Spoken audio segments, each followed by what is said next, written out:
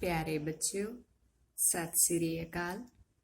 ਅੱਜ ਬੇਟਾ ਆਪਾਂ ਆਪਣੀ ਪੰਜਾਬੀ ਦੀ ਪਾਠ ਪੁਸਤਕ ਵੰਨਗੀ ਵਿੱਚ ਦਰਜ ਕੁਲਵੰਤ ਸਿੰਘ ਵਿਰਕ ਦੀ ਕਹਾਣੀ ਧਰਤੀ ਹੇਠਲਾ ਬਲਦ ਪੜਾਂਗੇ। ਬੱਚਿਓ, ਕਹਾਣੀ ਦਾ ਵਿਸ਼ਾ ਵਸਤੂ ਜਾਣਨ ਤੋਂ ਪਹਿਲਾਂ ਆਪਾਂ ਇਹਦੇ ਕਹਾਣੀਕਾਰ ਬਾਰੇ ਕੁਝ ਗੱਲਾਂ ਕਰੀਏ। ਇਹ ਬੇਟਾ ਕਹਾਣੀ, ਜਿਵੇਂ ਮੈਂ ਤੁਹਾਨੂੰ ਦੱਸਿਆ, ਕੁਲਵੰਤ ਸਿੰਘ ਵਿਰਕ ਦੀ ਲਿਖੀ ਹੋਈ ਹੈ। ਪੰਜਾਬੀ ਦਾ ਬਹੁਤ ਹੀ ਪ੍ਰਸਿੱਧ ਕਹਾਣੀਕਾਰ ਹੈ। ਕੁਲਵੰਤ ਸਿੰਘ ਵਿਰਕ ਦਾ ਜਨਮ 1921 ਈਸਵੀ ਨੂੰ ਹੋਇਆ। ਉਹਨਾਂ ਦੀ ਮਾਤਾ ਦਾ ਨਾਂ ਸ਼੍ਰੀਮਤੀ ਈਸ਼ਰ ਕੌਰ ਅਤੇ ਪਿਤਾ ਦਾ ਨਾਂ ਸ਼੍ਰੀ ਆਸਾ ਸਿੰਘ ਸੀ। ਉਹਨਾਂ ਦਾ ਪਿੰਡ ਫੁੱਲਰਵਾਨ, ਜ਼ਿਲ੍ਹਾ ਸ਼ੇਖੂਪੁਰਾ ਸੀ। ਉਹਨਾਂ ਨੇ ਉੱਚੀ ਵਿੱਦਿਆ ਪ੍ਰਾਪਤ ਕੀਤੀ। ਐਮਏ ਜਦੋਂ ਉਹ ਪੜ੍ਹ ਰਹੇ ਸੀ, ਐਮਏ ਦੀ ਪੜ੍ਹਾਈ ਕਰ ਰਹੇ ਸੀ, ਉਦੋਂ ਹੀ ਉਹਨਾਂ ਨੇ ਕਹਾਣੀਆਂ ਲਿਖਣੀਆਂ ਸ਼ੁਰੂ ਕਰ ਦਿੱਤੀਆਂ ਸੀ। ਕੁਝ ਸਮਾਂ ਉਹਨਾਂ ਨੇ ਫੌਜ ਦੇ ਵਿੱਚ ਵੀ ਨੌਕਰੀ ਕੀਤੀ।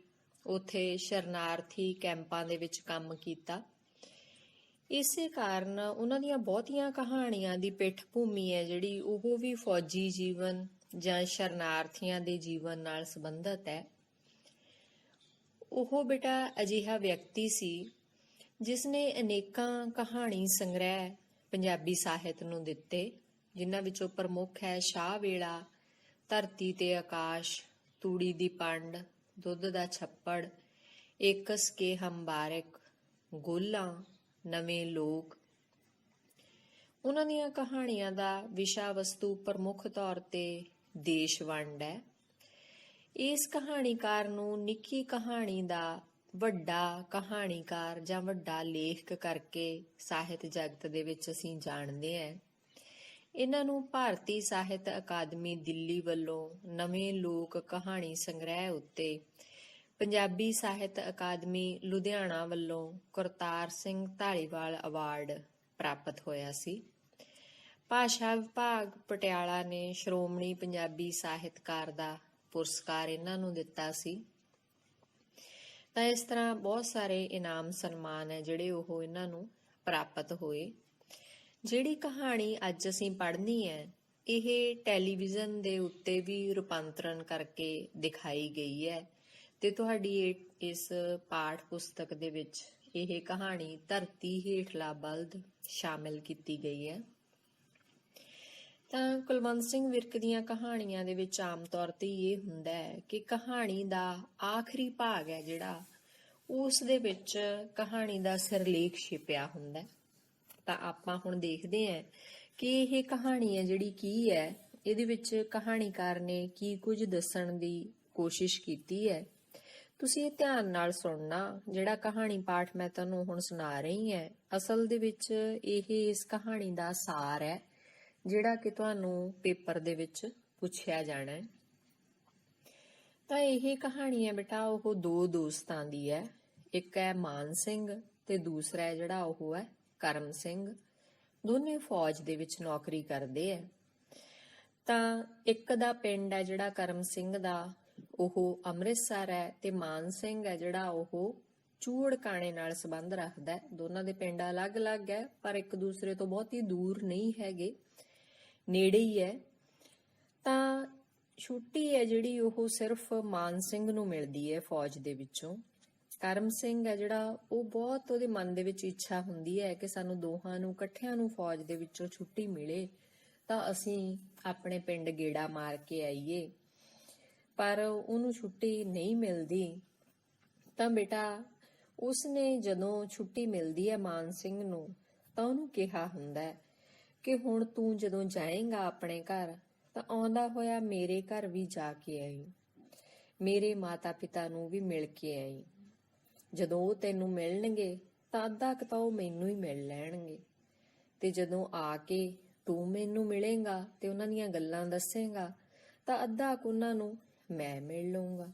ਤਾਂ ਹੁਣ ਇਹ ਫੌਜ ਦੇ ਵਿੱਚ ਛੁੱਟੀ ਮਿਲਣੀ ਬਹੁਤੀ ਸੌਖੀ ਨਹੀਂ, ਖਾਸ ਕਰਕੇ ਉਦੋਂ ਜਦੋਂ ਯੁੱਧ ਚੱਲ ਰਿਹਾ ਹੋਵੇ, ਜੰਗ ਲੱਗੀ ਹੋਈ ਹੋਵੇ, ਤਾਂ ਉਦੋਂ ਇੱਕ ਦੂਸਰੇ ਤੋਂ ਹੀ ਆਪਣੇ ਪਰਿਵਾਰ ਦੀ ਰਾਜੀ ਖੁਸ਼ੀ ਹੈ ਜਿਹੜੀ ਉਹ ਪੁੱਛ ਕੇ ਸਬਰ ਕਰਨਾ ਪੈਂਦਾ ਹੈ। ਤਾਂ ਉਹੀ ਇਸ ਕਹਾਣੀ ਦੇ ਵਿੱਚ ਕੁਲਵੰਤ ਸਿੰਘ ਵਿਰਕ ਨੇ ਦੱਸਿਆ ਹੋਇਆ ਹੈ। ਤਾਂ ਉਹ ਦੱਸਦਾ ਹੈ ਕਿ ਮਾਨ ਸਿੰਘ ਹੈ ਜਿਹੜਾ ਉਹ ਤਾਂ ਛੁੱਟੀ ਆ ਗਿਆ, ਦੋਨੇ ਪੱਕੇ ਯਾਰ ਹੈ। ਕਰਮ ਸਿੰਘ ਪਹਿਲਾਂ ਦਾ ਭਰਤੀ ਹੋਇਆ, ਇਸ ਕਰਕੇ ਉਹ ਹੌਲਦਾਰ ਹੈ, ਤੇ ਮਾਨ ਸਿੰਘ ਹੈ ਜਿਹੜਾ ਉਹ ਥੋੜੀ ਦੇਰ ਭਰਤੀ ਹੋਇਆ, ਦੇਰੀ ਦੇ ਨਾਲ, ਤੇ ਉਹ ਉੱਥੇ ਨਾਇਕ ਦੀ ਜਿਹੜੀ ਪਦਵੀ ਹੈ ਉਹਦੇ ਤੇ ਕੰਮ ਕਰਦਾ ਹੈ। ਤਾਂ ਉਹ ਦੱਸਦਾ ਹੈ ਮਾਨ ਸਿੰਘ ਕਿ ਕਰਮ ਸਿੰਘ ਬਾਰੇ ਇੱਕ ਖਾਸ ਗੱਲ ਹੈ ਕਿ ਉਹਦੀ ਜੀਭ ਦੇ ਵਿੱਚ ਬੜਾ ਰਸ ਸੀ। ਉਹ ਤਾਂ ਹੋਰ ਹੈ ਜਿਹੜੇ ਪਿੰਡ ਦੇ, ਉਹ ਵੀ ਛੁੱਟੀ ਆਉਂਦੇ ਤਾਂ ਆਪ ਪਿੰਡ ਦੇ ਲੋਕਾਂ ਨੂੰ ਮਿਲਦੇ, ਗੱਲਾਂ ਬਾਤਾਂ ਕਰਦੇ, ਪਰ ਜਦੋਂ ਕਰਮ ਸਿੰਘ ਆਉਂਦਾ ਤਾਂ ਖੂਹਾਂ ਦੇ ਉੱਤੇ ਨਹਾਉਣ ਵਾਲਿਆਂ ਦੀਆਂ ਭੀੜਾਂ ਵੱਧ ਜਾਂਦੀਆਂ। ਸਰਦੀਆਂ ਦੀ ਰਾਤ ਨੂੰ ਵੀ ਦੇਰ ਤੱਕ ਲੋਕ ਹੈ ਜਿਹੜੇ ਉਹ ਭੱਠੀ ਦੇ ਕੋਲੇ ਉਹਦੀ ਜਿਹੜੀ ਬੁਝ ਰਹੀ ਅੱਗ ਹੈ ਉਹਦੇ ਆਸਰੇ ਹੀ ਬੈਠ ਕੇ ਦੇਰ ਰਾਤ ਤੱਕ ਕਰਮ ਸਿੰਘ ਦੀਆਂ ਗੱਲਾਂ ਜਿਹੜੀਆਂ ਉਹ ਸੁਣਦੇ ਰਹਿੰਦੇ। ਤਾਂ ਕਰਮ ਸਿੰਘ ਬਾਰੇ ਮਸ਼ਹੂਰ ਸੀ ਫੌਜ ਦੇ ਵਿੱਚ ਬਹੁਤ ਜ਼ਿਆਦਾ ਕਿ ਉਹਦੀ ਰਾਈਫਲ ਦਾ ਨਿਸ਼ਾਨਾ ਬਹੁਤ ਤਕੜਾ ਸੀ। ਹੋਰ ਕੋਈ ਦੁਸ਼ਮਣ ਨੂੰ ਦੇਖੇ ਨਾ ਦੇਖੇ, ਉਹ ਮਿੰਟ ਦੇ ਵਿੱਚ ਦੇਖ ਕੇ ਨਾਲ ਦੀ ਨਾਲ ਹੈ ਜਿਹੜਾ ਉਹ ਨਿਸ਼ਾਨਾ ਲਾ ਕੇ ਦੁਸ਼ਮਣ ਨੂੰ ਮਾਰ ਦਿੰਦਾ ਸੀ। ਤਾਂ ਉਹਦੇ ਪੱਕੇ ਨਿਸ਼ਾਨੇ ਦੀ ਦੂਰ ਦੂਰ ਤੱਕ ਸਾਰੇ ਲੋਕ ਹੈ ਜਿਹੜੇ ਉਹ ਫੌਜ ਦੇ ਵਿੱਚ ਗੱਲਾਂ ਬਾਤਾਂ ਕਰਦੇ ਸੀਗੇ ਕਿ ਉਹਨੇ ਕਿੰਨੇ ਦੁਸ਼ਮਣਾਂ ਨੂੰ ਮਾਰ ਸਿੱਟਿਆ ਸੀਗਾ। ਇਸ ਤੋਂ ਇਲਾਵਾ ਕਰਮ ਸਿੰਘ ਹੈ ਜਿਹੜਾ, ਉਹਦੀ ਉਮਰ ਤਾਂ ਭਾਵੇਂ ਹੁਣ ਕਾਫੀ ਹੋ ਗਈ ਸੀ, ਪਰ ਉਹ ਜਿਮਨਾਸਟਿਕ ਬਹੁਤ ਵਧੀਆ ਕਰਦਾ ਸੀ। ਜਦੋਂ ਉਹ ਜਿਮਨਾਸਟਿਕ ਕਰਦਾ ਤਾਂ ਦੇਖਣ ਵਾਲਿਆਂ ਨੂੰ ਇਉਂ ਲੱਗਦਾ ਸੀ ਜਿਵੇਂ ਉਹਨੂੰ ਕੋਈ ਭੂਤ ਚੁੰਬੜ ਗਿਆ ਹੋਵੇ। ਤਾਂ ਹੁਣ ਇਹ ਹੈ ਕਿ ਜਦੋਂ ਮਾਨ ਸਿੰਘ ਹੈ ਜਿਹੜਾ ਉਹ ਛੁੱਟੀ ਆਉਂਦਾ ਹੈ, ਉਹਦੀ ਛੁੱਟੀ ਆਪਣੇ ਪਿੰਡ ਦੇ ਵਿੱਚ ਬਿਤਾਉਂਦਾ ਹੈ, ਖਤਮ ਹੋਣ ਵਾਲੀ ਹੁੰਦੀ ਹੈ, ਤਾਂ ਉਹ ਸੋਚਦਾ ਵੀ ਕਰਮ ਸਿੰਘ ਨੇ ਮੈਨੂੰ ਆਪਣੇ ਘਰ ਜਾਣ ਲਈ ਕਿਹਾ ਸੀ ਤਾਂ ਮੈਂ ਜ਼ਰੂਰ ਜਾ ਕੇ ਆਵਾਂ। ਤਾਂ ਉਹ ਉਧਰ ਨੂੰ ਤੁਰ ਪੈਂਦਾ। ਹੁਣ 50 ਕੋਹਾਂ ਦੀ ਵਿੱਥ ਤੇ ਦੋਨੇ ਪਿੰਡ ਨੇ, ਪਰ ਫਿਰ ਵੀ ਅੰਮ੍ਰਿਤਸਰ ਨੂੰ ਮਾਝਾ ਤੇ ਚੂੜਕਾਣੇ ਨੂੰ ਬਾਰ ਕਿਹਾ ਜਾਂਦਾ। ਤਾਂ ਉਹ ਰਸਤੇ ਦੇ ਵਿੱਚ ਆਪਦੇ ਮਿੱਤਰ ਦੇ ਘਰ ਜਾਂਦਾ ਜਾਂਦਾ ਸੋਚੀ ਜਾਂਦਾ। ਤਾਂ ਉਹ ਇਹ ਸੋਚਦਾ ਹੈ ਕਿ ਜਦੋਂ ਉਹਦੇ ਘਰ ਦੇ ਮੈਨੂੰ ਦੇਖਣਗੇ ਤਾਂ ਕਿੰਨਾ ਖੁਸ਼ ਹੋਣਗੇ, ਕਿਉਂਕਿ ਮੇਰੇ ਬਾਰੇ ਪਹਿਲਾਂ ਹੀ ਕਰਮ ਸਿੰਘ ਨੇ ਦੱਸਤਾ ਹੋਣਾ ਵੀ ਮੇਰੇ ਮਿੱਤਰ ਨੇ ਆਉਣਾ, ਚੰਗੀ ਮੇਰੀ ਆਓ ਭਗਤ ਕਰਨਗੇ। ਮੈਂ ਇਧਰਲੇ ਪਿੰਡਾਂ 'ਚ ਪਹਿਲਾਂ ਕਦੇ ਗਿਆ ਨਹੀਂ ਤੇ ਮੈਂ ਸਾਰਾ ਆਲਾ ਦੁਆਲਾ ਜਿਹੜਾ ਉਹ ਚੰਗੀ ਤਰ੍ਹਾਂ ਨਾਲ ਦੇਖ ਕੇ ਆਉਂਗਾ, ਕਿਹੋ ਜਿਹੇ ਲੋਕ ਹੈ, ਕਿਸ ਤਰ੍ਹਾਂ ਨਾਲ ਕੰਮ ਧੰਦਾ ਕਰਦੇ ਹੈ। ਤਾਂ ਬੱਚਿਓ ਉਹ ਤੁਰ ਪੈਂਦਾ ਉਧਰ ਨੂੰ। ਇੱਕ ਕਰਮ ਸਿੰਘ ਨੇ ਉਹਦੇ ਮਨ ਦੇ ਵਿੱਚ ਹੋਰ ਉਤਸੁਕਤਾ ਪੈਦਾ ਕਰ ਦਿੱਤੀ ਹੁੰਦੀ ਹੈ ਕਿ ਉਧਰ ਬਹੁਤ ਗੁਰਦੁਆਰੇ ਨੇ, ਤਰਨਤਾਰਨ, ਖਡੂਰ ਸਾਹਿਬ, ਗੋਇੰਦਵਾਲ ਸਾਹਿਬ, ਕਿ ਸਾਰੇ ਥਾਵਾਂ ਤੇ ਤੂੰ ਮੱਥਾ ਟੇਕ ਕੇ ਆਈ। ਤਾਂ ਉਹ ਤੁਰ ਪੈਂਦਾ ਬੇਟਾ। ਹੁਣ ਜਦੋਂ ਉਹਦੇ ਘਰੇ ਪਹੁੰਚਦਾ ਹੈ ਤਾਂ ਉਹ ਬਾਪੂ ਜੀ ਬਾਹਰ ਹੀ ਬੈਠੇ ਹੁੰਦੇ ਹੈ। ਉਹਨਾਂ ਨੂੰ ਉਹ ਦੱਸਦਾ ਹੈ ਕਿ ਮੈਂ ਕਰਮ ਸਿੰਘ ਦਾ ਦੋਸਤ ਹੈ ਮਾਨ ਸਿੰਘ, ਤੁਹਾਨੂੰ ਉਹਨੇ ਦੱਸਿਆ ਹੋਣਾ। ਤਾਂ ਬਾਪੂ ਜੀ ਹੈ ਜਿਹੜੇ ਉਹ ਉਹਨੂੰ ਬੈਠਣ ਲਈ ਕਹਿੰਦੇ ਐ, ਇੱਧਰ ਉੱਧਰ ਦੇਖਦੇ ਐ ਤੇ ਨੀਵੀਂ ਪਾ ਲੈਂਦੇ ਐ, ਥੋੜਾ ਜਿਹਾ ਚੁੱਪ ਰਹਿੰਦੇ ਐ। ਤਾਂ ਮਾਨ ਸਿੰਘ ਨੂੰ ਉਹਨਾਂ ਦਾ ਇਹ ਸੁਭਾਅ ਹੈ ਜਿਹੜਾ ਉਹ ਥੋੜਾ ਰੜਕਦਾ ਹੈ। ਉਹ ਸੋਚਦਾ ਹੈ ਕਿ ਇਹ ਵਿਅਕਤੀ ਹੈ ਜਿਹੜਾ ਉਹ ਇੰਨਾ ਚੁੱਪ ਕਿਉਂ ਹੈ। ਉਹਨੂੰ ਉਮੀਦ ਨਹੀਂ ਸੀ ਕਿ ਇੱਕਦਮ ਆਉਣਸਾਰ ਉਹਦੀ ਇਹੋ ਜਿਹੀ ਆਓ ਭਗਤ ਹੋਊਗੀ, ਪਰ ਫਿਰ ਵੀ ਉਹ ਹੌਸਲਾ ਰੱਖਦਾ ਹੈ, ਪੁੱਛਦਾ ਹੈ ਉਹਨੂੰ। ਤਾਂ ਬੇਟਾ ਉਹਦਾ ਛੋਟਾ ਭਰਾ ਹੈ ਜਿਹੜਾ ਕਰਮ ਸਿੰਘ ਦਾ, ਜਸਵੰਤ, ਉਹਨੂੰ ਪਤਾ ਹੁੰਦਾ ਕਿ ਉਹ ਵੀ ਖੇਤੀਬਾੜੀ ਦਾ ਨਾਲ ਕੰਮਕਾਰ ਕਰਾਉਂਦਾ ਹੈ। ਤਾਂ ਉਹ ਗੱਲ ਅੱਗੇ ਵਧਾਉਣ ਲਈ ਜਸਵੰਤ ਸਿੰਘ ਬਾਰੇ ਪੁੱਛਣਾ ਸ਼ੁਰੂ ਕਰ ਦਿੰਦਾ ਹੈ। ਤਾਂ ਬਾਬਾ ਹੈ ਜਿਹੜਾ ਉਹ ਕੋਈ ਬਹੁਤੀ ਗੱਲਬਾਤ ਨਹੀਂ ਕਰਦਾ, ਉਸ ਤਰ੍ਹਾਂ ਦੀ ਦਿਲਚਸਪੀ ਉਹਦੇ ਵਿੱਚ ਨਹੀਂ ਲੈਂਦਾ ਜਿਸ ਤਰ੍ਹਾਂ ਦੀ ਮਾਨ ਸਿੰਘ ਨੂੰ ਉਮੀਦ ਸੀ। ਤਾਂ ਬੇਟਾ ਉਹ ਚਾਹ ਪਾਣੀ ਪਿਆਉਂਦੇ ਐ। ਬੇਬੇ ਹੈ ਜਿਹੜੀ ਉਹ ਚਾਹ ਫੜਾ ਕੇ ਜਾਂਦੀ ਹੈ, ਉਹਨੂੰ ਸਤਿ ਸ੍ਰੀ ਅਕਾਲ ਬੁਲਾਉਂਦਾ ਹੈ ਮਾਨ ਸਿੰਘ, ਪਰ ਬੇਬੇ ਦੇ ਮੂੰਹੋਂ ਵੀ ਕੋਈ ਲਫ਼ਜ਼ ਜਿਹੇ ਨਹੀਂ ਨਿਕਲਦੇ, ਉਹਦੇ ਬੁੱਲ ਹੀ ਫਰਕਦੇ ਐ। ਉਹ ਚਾਹ ਫੜਾ ਕੇ ਅੰਦਰ ਚਲੀ ਜਾਂਦੀ ਹੈ। ਤਾਂ ਮਨ ਦੇ ਵਿੱਚ ਸੋਚਦਾ ਮਾਨ ਸਿੰਘ ਕਿ ਮਝੈਲ ਕਿਸ ਤਰ੍ਹਾਂ ਦੇ ਆਦਮੀ ਹੈ। ਉਹ ਥੋੜਾ ਔਖਿਆਈ ਮਹਿਸੂਸ ਕਰਦਾ ਹੈ, ਪਰ ਉਹ ਸੋਚਦਾ ਚੱਲ ਇੱਕ ਰਾਤ ਰਹਿ ਕੇ ਚਲੇ ਜਾਵਾਂਗੇ, ਹੁਣ ਜਸਵੰਤ ਸਿੰਘ ਆ ਜਾਊਗਾ ਤਾਂ ਸ਼ਾਇਦ ਥੋੜੀ ਰੌਣਕ ਲੱਗ ਜੇ। ਤਾਂ ਉਹ ਵੱਧ ਤੋਂ ਵੱਧ ਗੱਲਾਂ ਆਪਣੇ ਦੋਸਤ ਕਰਮ ਸਿੰਘ ਦੀਆਂ ਉਹਦੇ ਪਰਿਵਾਰ ਦੇ ਨਾਲ ਕਰਨੀਆਂ ਚਾਹੁੰਦਾ ਹੈ, ਉਹਨਾਂ ਨੂੰ ਦੱਸਣਾ ਚਾਹੁੰਦਾ ਹੈ ਕਿ ਉਹਦਾ ਕਿੰਨਾ ਨਿਸ਼ਾਨਾ ਹੈ ਜਿਹੜਾ ਫੌਜ ਦੇ ਵਿੱਚ ਉਹ ਮਸ਼ਹੂਰ ਹੈ।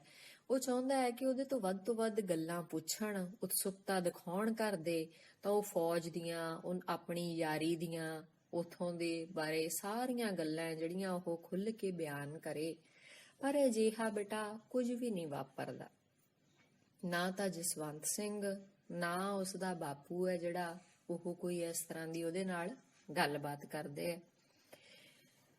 ਅੱਗੇ ਬੇਟਾ ਉਹ ਦੇਖਦਾ ਹੈ ਕਿ ਰਾਤ ਨੂੰ ਜਦੋਂ ਖਾਣਾ ਖਾਣਾ ਹੁੰਦਾ ਹੈ ਤਾਂ ਉਹਨਾਂ ਨੇ ਕਾਫੀ ਉਚੇਚ ਕੀਤਾ ਹੁੰਦਾ ਹੈ ਕਿ ਇਹ ਕਰਮ ਸਿੰਘ ਦਾ ਮਿੱਤਰ ਹੈ, ਪਹਿਲੀ ਵਾਰ ਸਾਡੇ ਕੋਲ ਆਇਆ ਹੈ।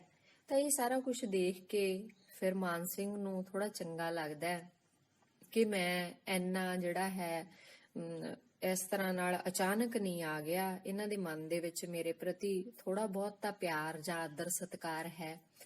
ਤਾਂ ਰੋਟੀ ਖਾਂਦਿਆਂ ਹੁਣ ਮਾਨ ਸਿੰਘ ਕਿਸੇ ਹੋਰ ਨਾਲ ਤਾਂ ਉਹਦੀ ਕੋਈ ਗੱਲ ਦਾ ਬਹੁਤਾ ਜਵਾਬ ਦਿੰਦਾ ਨਹੀਂ। ਕਰਮ ਸਿੰਘ ਦਾ ਛੋਟਾ ਜਿਹਾ ਮੁੰਡਾ ਹੈ ਜਿਹੜਾ ਉਹ ਤੁਰਦਾ ਮਾਨ ਸਿੰਘ ਕੋਲ ਆ ਜਾਂਦਾ। ਤਾਂ ਉਹੀ ਗੱਲਾਂ ਕਰਨ ਦੇ ਬਹਾਨੇ ਮਾਨ ਸਿੰਘ ਉਹਨੂੰ ਗੱਲਾਂ ਦੇ ਵਿੱਚ ਲੈ ਲੈਂਦਾ ਹੈ। ਉਹਨੂੰ ਪੁੱਛਦਾ ਹੈ, ਤੂੰ ਆਪਣੇ ਬਾਪੂ ਕੋਲ ਚੱਲਣਾ? ਮੇਰੇ ਨਾਲ ਚੱਲੀ, ਉੱਥੇ ਬਹੁਤ ਮੀਂਹ ਪੈਂਦਾ, ਉੱਥੇ ਤੁਰਿਆ ਫਿਰੀ। ਹੁਣ ਮਾਨ ਸਿੰਘ ਦੀ ਇਹ ਗੱਲ ਪਤਾ ਨਹੀਂ ਕਿਉਂ ਬਾਪੂ ਨੂੰ ਬਹੁਤ ਹੀ ਤਿੱਖੀ ਲੱਗਦੀ ਹੈ। ਉਹ ਘਰ ਦੀਆਂ ਔਰਤਾਂ ਜਿਹੜੀਆਂ ਉਹਨਾਂ ਨੂੰ ਝਿੜਕ ਕੇ ਪੈਂਦਾ ਕਿ ਬੱਚੇ ਨੂੰ ਉਧਰ ਰੱਖੋ, ਰੋਟੀ ਤਾਂ ਖਾ ਲੈਣ ਦਿਆ ਕਰੋ ਆਰਾਮ ਨਾਲ। ਹੁਣ ਇਹੋ ਜੀ ਗੱਲਬਾਤ ਸੁਣ ਕੇ ਮਾਨ ਸਿੰਘ ਨੂੰ ਇਉਂ ਲੱਗਦਾ ਹੈ ਕਿ ਇਸ ਘਰ ਦੇ ਵਾਤਾਵਰਣ ਦੇ ਵਿੱਚ ਉਹਦਾ ਸਾਹ ਲੈਣਾ ਵੀ ਔਖਾ ਹੋ ਗਿਆ। ਉਹਦਾ ਜੀ ਕਰਦਾ ਕਿ ਛੇਤੀ ਤੋਂ ਛੇਤੀ ਉਹ ਵਾਪਸ ਚਲਾ ਜਾਵੇ। ਤਾਂ ਉਹ ਜਾਣ ਦੀਆਂ ਗੱਲਾਂ ਜਿਹੜੀਆਂ ਉਹੀ ਕਰਨ ਲੱਗ ਪੈਂਦਾ ਹੈ। ਉਹਨਾਂ ਤੋਂ ਪੁੱਛਦਾ ਹੈ ਕਿ ਕਿੰਨਾ ਕੁ ਰਾਹ ਹੈ ਜਾਣ ਲਈ, ਇੱਥੋਂ ਕੁਝ ਮਿਲ ਜੂਗਾ ਕਿ ਨਹੀਂ ਮਿਲੂਗਾ, ਕੋਈ ਟਾਂਗਾ ਜਾਂਦਾ ਹੈ? ਤਾਂ ਇੱਥੇ ਬਾਪੂ ਕਹਿੰਦਾ ਹੈ ਕਿ ਜਸਵੰਤ ਨੂੰ ਤੇਰੇ ਨਾਲ ਹੀ ਭੇਜਾਂਗੇ, ਕੋਈ ਗੱਲ ਨਹੀਂ, ਤੂੰ ਜਾਣ ਦਾ ਕੋਈ ਫਿਕਰ ਨਾ ਕਰ। ਤਾਂ ਇਸ ਗੱਲ ਤੇ ਮਾਨ ਸਿੰਘ ਹੈ ਜਿਹੜਾ ਉਹ ਰਾਜੀ ਹੋ ਜਾਂਦਾ ਕਿ ਚਲੋ ਜਸਵੰਤ ਸਿੰਘ ਨਾਲ ਜਾਊਂਗਾ ਮੈਂ, ਰਾਹ ਦੇ ਵਿੱਚ ਕੋਈ ਗੱਲਬਾਤ ਕਰਦੇ ਰਵਾਂਗੇ।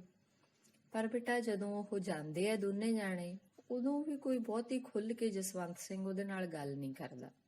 ਰਾਹ ਵਿੱਚ ਉਹਨਾਂ ਨੂੰ ਜਿਹੜੇ ਲੋਕ ਮਿਲਦੇ ਆ, ਉਹਦੀ ਕੋਸ਼ਿਸ਼ ਹੁੰਦੀ ਹੈ ਜਸਵੰਤ ਸਿੰਘ ਦੀ ਕਿ ਦੂਰੋਂ ਹੀ ਫਤਿਹ ਬੁਲਾ ਕੇ ਛੇਤੀ ਤੋਂ ਛੇਤੀ ਉਹਨਾਂ ਕੋਲੋਂ ਲੰਘ ਜਾਵੇ। ਜਦੋਂ ਕਿ ਮਾਨ ਸਿੰਘ ਚਾਹੁੰਦਾ ਹੈ ਕਿ ਉਹ ਰਾਹ ਜਾਂਦਿਆਂ ਕੋਲ ਖੜੇ ਉਹਨਾਂ ਦੀ ਗੱਲਬਾਤ ਸੁਣੇ, ਉਹਨੇ ਕਿਹੜਾ ਇੱਧਰ ਰੋਜ਼-ਰੋਜ਼ ਆਉਣਾ। ਤਾਂ ਗੱਲਾਂ ਬਾਤਾਂ ਜਿਹੜੀਆਂ ਉਹ ਕਰਨ ਲਈ, ਅੱਗੇ ਗੱਲਬਾਤ ਵਧਾਉਣ ਲਈ ਉਹ ਪੁੱਛਦਾ ਹੈ ਕਿ ਤੂੰ ਕਰਮ ਸਿੰਘ ਵਾਂਗੂ ਫੌਜ ਦੇ ਵਿੱਚ ਕਿਉਂ ਨਹੀਂ ਜਾਂਦਾ? ਤਾਂ ਇਹ ਗੱਲ ਹੈ ਜਿਹੜੀ ਉਹ ਜਸਵੰਤ ਨੂੰ ਇਉਂ ਮਹਿਸੂਸ ਹੁੰਦਾ ਵੀ ਜਿਵੇਂ ਬਹੁਤ ਦੁੱਖ ਦੇਣ ਵਾਲੀ ਲੱਗਦੀ ਹੈ। ਉਹ ਕਹਿੰਦਾ ਇੱਕ ਜਣਾ ਥੋੜਾ ਫੌਜ ਦੇ ਵਿੱਚ। ਤਾਂ ਇਹ ਕਹਿ ਕੇ ਅੱਗੇ ਗੱਲਬਾਤ ਹੈ ਜਿਹੜੀ ਹੋਰ ਪਾਸੇ ਤੁਰ ਪੈਂਦੀ ਹੈ, ਫਸਲਾਂ ਬਾਰੇ ਜਾਂ ਰੁੱਤਾਂ ਬਾਰੇ ਗੱਲਾਂ ਜਿਹੜੀਆਂ ਉਹ ਸ਼ੁਰੂ ਹੋ ਜਾਂਦੀਆਂ। ਪਰ ਅਸਲ ਦੇ ਵਿੱਚ ਮਾਨ ਸਿੰਘ ਇਹੋ ਜਿਹੀਆਂ ਗੱਲਾਂ ਕਰਨੀਆਂ ਨਹੀਂ ਸੀ ਚਾਹੁੰਦਾ। ਉਹ ਤਾਂ ਫੌਜ ਦੀਆਂ, ਆਪਦੀ ਯਾਰੀ ਦੀਆਂ, ਉਸ ਤਰ੍ਹਾਂ ਦੀਆਂ ਗੱਲਾਂ ਜਿਹੜੀਆਂ ਉਹ ਵੱਧ ਤੋਂ ਵੱਧ ਪਰਿਵਾਰ ਨੂੰ ਸੁਣਾਉਣਾ ਚਾਹੁੰਦਾ ਸੀ ਤੇ ਉਹਨਾਂ ਦੀ ਰੁਚੀ, ਉਹਨਾਂ ਦੀ ਉਤਸੁਕਤਾ ਹੈ ਜਿਹੜੀ ਉਹ ਵਧਾਉਣੀ ਚਾਹੁੰਦਾ ਸੀ। ਪਰ ਉਸ ਨੂੰ ਇਸ ਆਪਣੇ ਫੇਰੇ ਦਾ ਕੋਈ ਸਵਾਦ ਨਹੀਂ ਆਇਆ। ਹੁਣ ਉਹਨੇ ਜਾਣਾ ਸੀ ਬੇਟਾ, ਤਾਂ ਚਾਹ ਹੈ ਜਿਹੜੀ ਉਹ ਤਿਆਰ ਹੋ ਰਹੀ ਸੀ।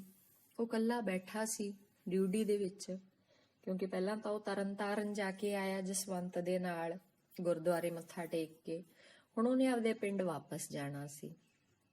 ਤਾਂ ਬੈਠਾ ਉਹ ਦੇਖਦਾ ਕਿ ਗਲੀ ਦੇ ਵਿੱਚ ਝੋਲਾ ਲਮਕਾਈ ਇੱਕ ਡਾਕੀਆ ਤੁਰਿਆ ਆਉਂਦਾ।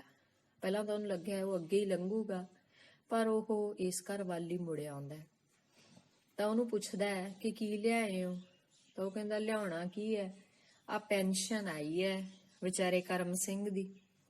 ਹੁਣ ਇਹ ਸ਼ਬਦ ਹੈ ਜਿਹੜਾ ਸੁਣ ਕੇ ਮਾਨ ਸਿੰਘ ਬਿਲਕੁਲ ਹੀ ਚੁੱਪ ਹੋ ਜਾਂਦਾ। ਉਹਨੂੰ ਇਹ ਗੱਲ ਸਮਝ ਨਹੀਂ ਆਉਂਦੀ ਕਿ ਪੈਨਸ਼ਨ ਦਾ ਕੀ ਮਤਲਬ ਹੈ। ਤਾਂ ਅਚਾਨਕ ਉਹਦੇ ਦਿਮਾਗ ਦੇ ਵਿੱਚ ਆਉਂਦਾ ਇਹਦਾ ਮਤਲਬ ਕਰਮ ਸਿੰਘ ਮਾਰਿਆ ਗਿਆ। ਤਾਂ ਡਾਕੀਆ ਕਹਿੰਦਾ ਕਮਾਲ ਦੀ ਗੱਲ ਹੈ, ਸਾਰੇ ਇਲਾਕੇ ਨੂੰ ਇਸ ਗੱਲ ਦਾ ਪਤਾ ਹੈ, ਤੁਸੀਂ ਉਹਦੇ ਘਰ ਬੈਠ ਕੇ ਪੁੱਛਦੇ ਹੋ ਕਿ ਕਰਮ ਸਿੰਘ ਮਾਰਿਆ ਗਿਆ। ਤਾਂ ਹੁਣ ਬੇਟਾ ਮਾਨ ਸਿੰਘ ਦੀ ਹਾਲਤ ਹੈ ਜਿਹੜੀ ਉਹ ਬਹੁਤ ਹੀ ਤਰਸਯੋਗ ਹੁੰਦੀ ਹੈ। ਉਹਦੀਆਂ ਅੱਖਾਂ ਦੇ ਵਿੱਚੋਂ ਪਾਣੀ ਹੈ ਜਿਹੜਾ ਉਹ ਨੁਚੜਨ ਲੱਗਦਾ ਹੈ। ਉਹਦਾ ਪਿਤਾ ਹੈ ਜਿਹੜਾ ਕਰਮ ਸਿੰਘ ਦਾ ਬਾਪੂ, ਤੇ ਛੋਟਾ ਮੁੰਡਾ ਹੈ ਜਿਹੜਾ ਉਹ ਕੋਲ ਖੜੇ ਹੈ, ਉਹਨਾਂ ਦਾ ਵੀ ਰੋਣਾ ਰੁਕ ਨਹੀਂ ਰਿਹਾ। ਬਾਪੂ ਨੇ ਡਾਕੀਏ ਨੂੰ ਦੇਖ ਕੇ ਸਮਝ ਲਿਆ ਸੀਗਾ ਕਿ ਹੁਣ ਤੱਕ ਜਿਹੜਾ ਤੂਫਾਨ ਉਹਨੇ ਆਪਦੇ ਅੰਦਰ ਰੋਕਿਆ ਹੋਇਆ ਸੀ, ਹੁਣ ਹੋਰ ਰੋਕੀ ਰੱਖਣ ਦੀ ਲੋੜ ਨਹੀਂ ਸੀ। ਤਾਂ ਥੋੜਾ ਜਿਹਾ ਹੌਲਾ ਹੋਣ ਤੋਂ ਬਾਅਦ ਮਾਨ ਸਿੰਘ ਪੁੱਛਦਾ ਹੈ ਬਾਪੂ ਨੂੰ ਕਿ ਤੁਸੀਂ ਮੈਨੂੰ ਆਉਂਦੇ ਨੂੰ ਹੀ ਕਿਉਂ ਨਾ ਇਹ ਦੱਸਤਾ। ਤਾਂ ਬਾਪੂ ਦੱਸਦਾ ਹੈ ਕਿ ਅਸੀਂ ਸੋਚਿਆ ਕਿ ਇਹ ਮੁੰਡਾ ਛੁੱਟੀ ਆਇਆ ਹੈ, ਕਿਉਂ ਇਹਦੀ ਛੁੱਟੀ ਖਰਾਬ ਕਰਨੀ ਹੈ। ਜਦੋਂ ਇਹ ਛੁੱਟੀ ਕੱਟਣ ਤੋਂ ਬਾਅਦ ਜਾਊਗਾ ਤਾਂ ਆਪਣੇ ਆਪ ਇਹਨੂੰ ਪਤਾ ਲੱਗ ਜਾਊਗਾ। ਛੁੱਟੀ ਹੈ ਜਿਹੜੀ ਉਹ ਸਾਰੇ ਫੌਜੀਆਂ ਨੂੰ ਬਹੁਤ ਪਿਆਰੀ ਹੁੰਦੀ ਹੈ। ਅਸੀਂ ਸੋਚਿਆ ਕਿ ਜਿੰਨੀ ਛੁੱਟੀ ਕਰਮ ਸਿੰਘ ਨੂੰ ਪਿਆਰੀ ਸੀ ਉਨੀ ਤੈਨੂੰ ਵੀ ਹੋਊਗੀ। ਤੁਸੀਂ ਤਾਂ ਬਾਹਰ ਦੇ ਜੰਮੇ ਪਲੇ ਹੋ, ਉੱਥੇ ਤਾਂ ਹਮੇਸ਼ਾ ਸੁੱਖ ਸੁਵਿਧਾਵਾਂ ਜ਼ਿਆਦਾ ਰਹਿੰਦੀਆਂ, ਤਾਂ ਅਸੀਂ ਸੋਚਿਆ ਕਿ ਤੈਨੂੰ ਔਖਿਆਈ ਸਗੋਂ ਜ਼ਿਆਦਾ ਹੋਊਗੀ। ਅਸੀਂ ਬਹੁਤ ਕੋਸ਼ਿਸ਼ ਕੀਤੀ ਕਿ ਅਸੀਂ ਗੱਲ ਨੂੰ ਲੁਕਾ ਕੇ ਰੱਖੀਏ, ਪਰ ਅਸੀਂ ਕਾਮਯਾਬ ਨਹੀਂ ਹੋਏ। ਤਾਂ ਬੱਚਿਓ, ਇਹ ਕਰਮ ਸਿੰਘ ਦਾ ਬਾਪੂ ਸੀ ਜਿਨੇ ਮਾਨ ਸਿੰਘ ਦੀ ਛੁੱਟੀ ਹੈ ਜਿਹੜੀ ਉਸ ਨੂੰ ਬਚਾਉਣ ਦੇ ਲਈ ਐਡਾ ਵੱਡਾ ਤੂਫਾਨ ਆਪਣੇ ਅੰਦਰ ਦਬਾਈ ਰੱਖਿਆ।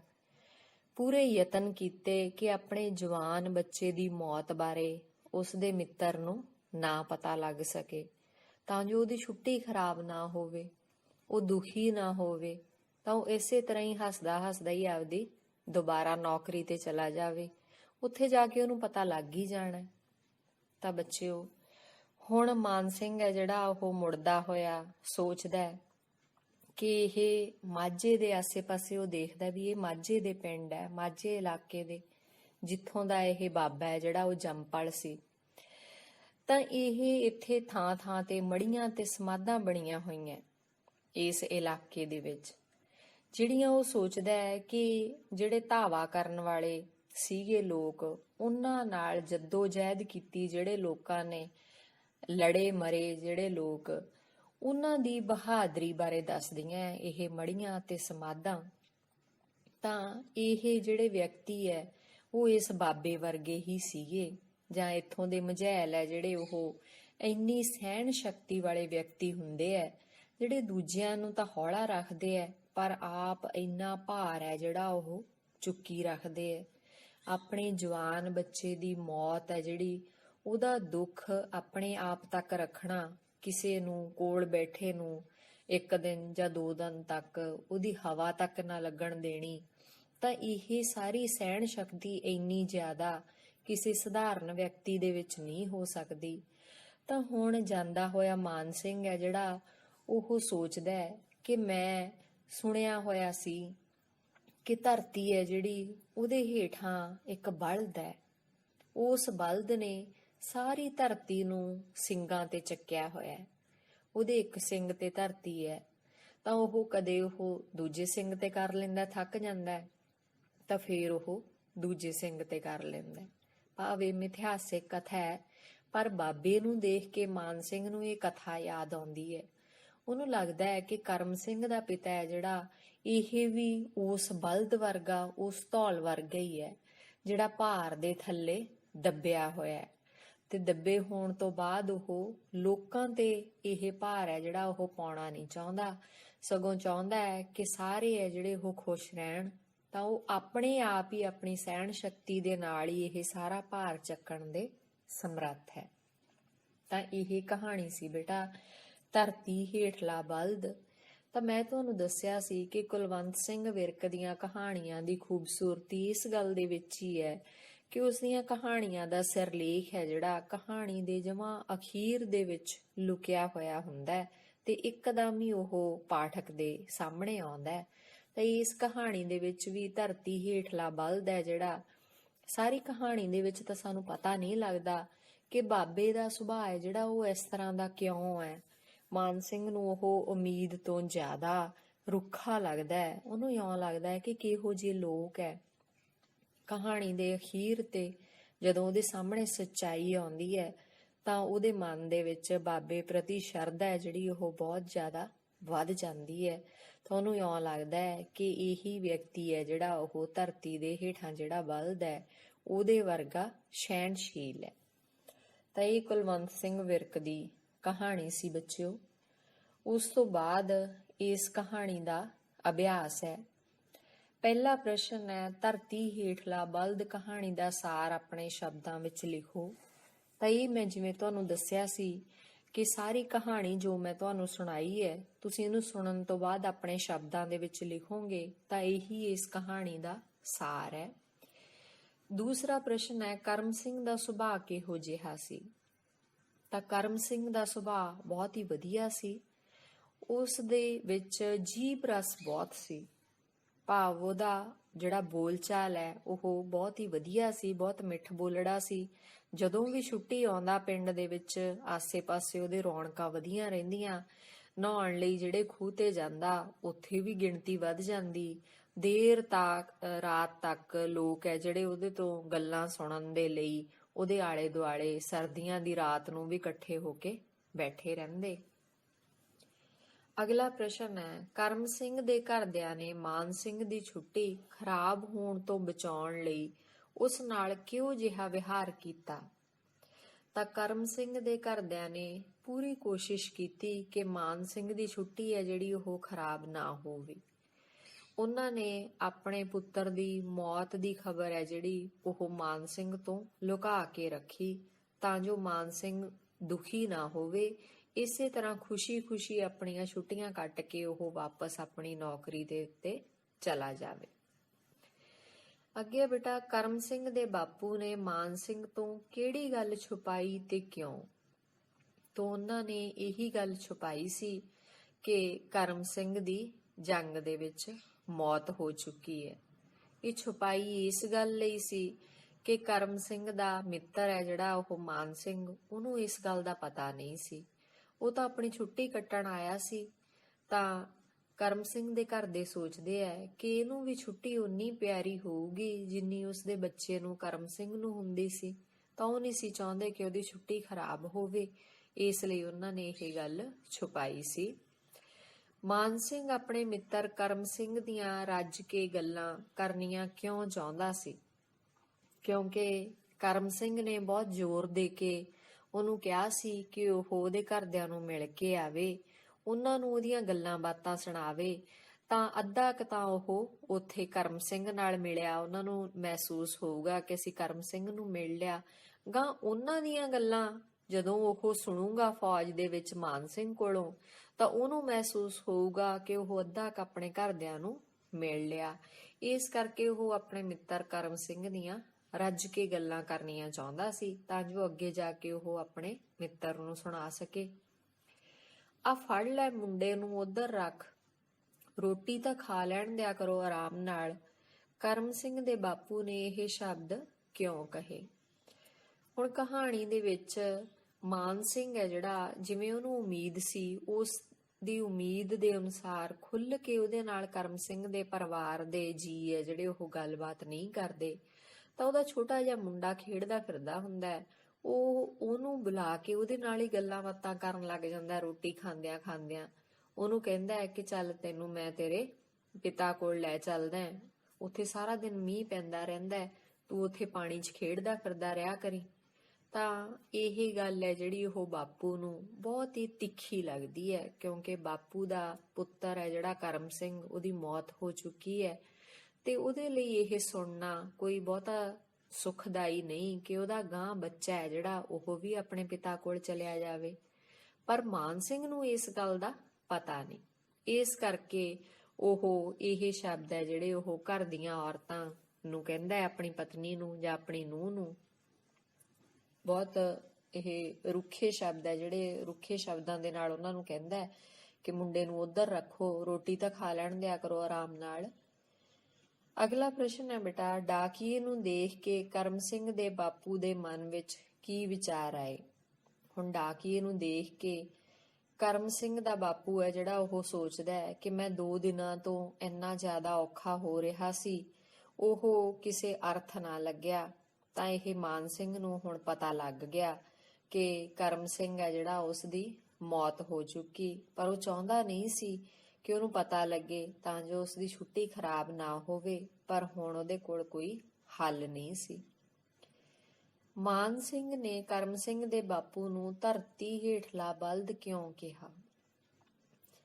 ਕਿਉਂਕਿ ਮਾਨ ਸਿੰਘ ਨੂੰ ਲੱਗਿਆ ਕਿ ਆਪਣੇ ਜਵਾਨ ਬੱਚੇ ਦੀ ਮੌਤ ਦੀ ਗੱਲ ਹੈ ਜਿਹੜੀ ਉਹ ਲੁਕਾ ਕੇ ਰੱਖਣੀ ਕਿਸੇ ਪਿਤਾ ਲਈ ਬਹੁਤ ਹੀ ਮੁਸ਼ਕਲ ਹੈ, ਖਾਸ ਕਰਕੇ ਉਸ ਵਿਅਕਤੀ ਤੋਂ ਜਿਹੜਾ ਵਿਅਕਤੀ ਹੈ ਜਿਹੜਾ ਉਹ 2 ਦਿਨ ਉਸਦੇ ਘਰ ਮੌਤ ਤੋਂ ਉਹਦੀ ਬਾਅਦ ਜਾ ਕੇ ਰਹਿੰਦਾ ਹੈ।